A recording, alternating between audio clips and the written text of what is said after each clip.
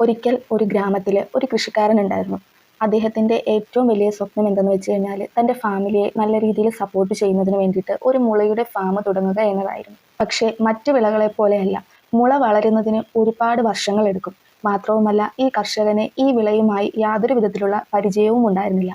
അതുകൊണ്ട് തന്നെ കാര്യങ്ങളൊക്കെ വളരെ ചലഞ്ചിങ് നിറഞ്ഞതായിരുന്നു. മറ്റുള്ളവർ അയാളെ ഒരുപാട് ഉപദേശിച്ചു, ഈ ഒരു പരിപാടിക്ക് നിൽക്കണ്ട, ഇത് വളരെ റിസ്ക് നിറഞ്ഞതാണ് എന്ന്. പക്ഷേ അയാൾക്ക് ഒരു വിഷൻ ഉണ്ടായിരുന്നു. അത് യാഥാർത്ഥ്യമാക്കാനായിട്ട് അയാൾ തീരുമാനിച്ചു. എല്ലാ ദിവസവും അതിരാവിലെ എണീറ്റു. മണ്ണൊക്കെ ഇളക്കി മറിച്ചു, വെള്ളവും വളവും എല്ലാം നൽകി. അങ്ങനെ മാസങ്ങൾ കടന്നുപോയി. പക്ഷേ ഒന്നും സംഭവിച്ചില്ല.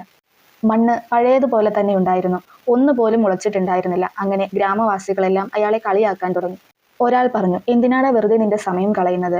ഇതൊന്നും ഒരിക്കലും മുളയ്ക്കാൻ പോകുന്നില്ല. മറ്റൊരാൾ പറഞ്ഞു, നീ പോയി വല്ല നെല്ലോ ഗോതമ്പോ ഒക്കെ കൃഷി ചെയ്യും. അങ്ങനെ ഗ്രാമവാസികളെല്ലാവരും അയാളെ കളിയാക്കാനും പരിഹസിക്കാനും തുടങ്ങി. ഇതോടെ ആ കർഷകനും തന്നിലൊരു സംശയമൊക്കെ തോന്നി. താൻ ചെയ്യുന്നത് മണ്ടത്തരമാണോ? ഇതൊന്നും ഒരിക്കലും മുളയ്ക്കാൻ പോകുന്നില്ലേ? പക്ഷേ എന്നാലും അയാൾ തന്റെ അധ്വാനം മുടക്കിയില്ല. അയാൾ വീണ്ടും പണിയെടുത്തു. എന്നും പതിവ് പോലെ അയാൾ അതിരാവിലെ എണീക്കും. മണ്ണിന് വേണ്ട വളമെല്ലാം നൽകും, വെള്ളമൊഴിക്കും. അങ്ങനെ ഇത് 5 വർഷമായി അയാൾ തുടർന്നു പോകും. പക്ഷേ ഒരു വളർച്ചയും കണ്ടില്ല. ഇത്രയും ആയപ്പോഴേക്കും അയാളുടെ കുടുംബവും അയാളെ ചോദ്യം ചെയ്യാനായിട്ട് തുടങ്ങി. അയാളുടെ ഭാര്യ പറഞ്ഞു, നിങ്ങൾ ഇത് തുടങ്ങിയിട്ട് 5 വർഷമായി, ഇതുവരെ ഇത് ഒന്നുപോലും മുളച്ചിട്ടില്ല. ഇനി ഇത് വിജയിക്കാനും പോകുന്നില്ല. ഇങ്ങനെ പോയാൽ നമ്മൾ എങ്ങനെ ജീവിക്കും? അതുകൊണ്ട് ഇത് നിർത്തിയേക്കും. അപ്പോഴേക്കും ആ കർഷകന്റെ കണ്ണുകൾ രണ്ടും നിറഞ്ഞു. അയാൾ പറഞ്ഞു, ഞാനിത് ഇപ്പോഴെങ്ങും നിർത്തില്ല. ഇപ്പോൾ ഞാനിത് നിർത്തിവെച്ചു കഴിഞ്ഞാൽ എൻ്റെ ഈ 5 വർഷത്തെ പ്രയത്നം ഒരു ഫലവും ഇല്ലാതെയായി പോകും.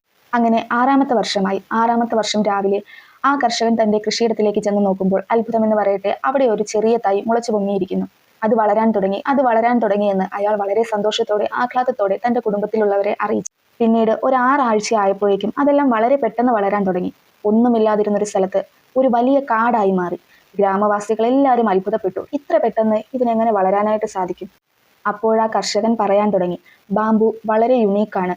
അത് ഒരുപാട് വർഷങ്ങളെടുത്ത് ആദ്യം അതിൻ്റെ വേര് വളരെ ആഴത്തിൽ വളരാൻ തുടങ്ങും.